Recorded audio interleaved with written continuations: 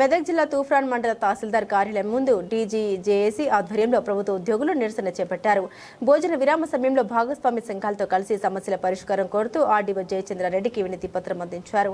Pending లో ఉన్న 13,000 కోట్ల బిల్లులను వెంటనే విడుదల చేయాలని, ఉద్యోగులు పెన్షనర్లకు ఆరోగ్య కార్డులు అమలు చేసి కొత్త ఈహెచ్ఎస్ పథకాన్ని త్వరగా ప్రారంభించాలని నాయకులు డిమాండ్ చేశారు. జిల్లా అధ్యక్షులుగా టీజీజేఏసీ జిల్లా కోకన్వర్గా పనిచేస్తా ఉన్నాను.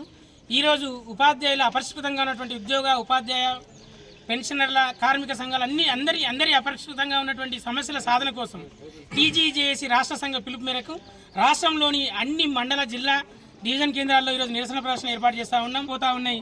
ఈరోజు 2వ పీఆర్సీ కమిటీ సమయం గడిచిపోయినప్పటికీ కూడా మరి ఇంకా నివేదిక తెప్పించుకోకపోవడం చాలా బాధాకరం.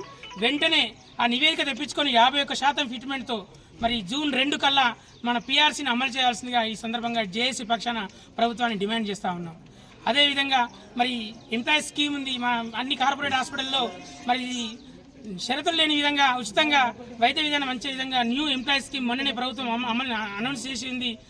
అందరం కూడా ఉద్యోగ పెన్షనర్లు అందరం కూడా మేము మరింత ఈ ఉద్యమాన్ని ఉధృతం చేస్తామని చెప్పి ఈ 4 డిమాండ్లతో పాటు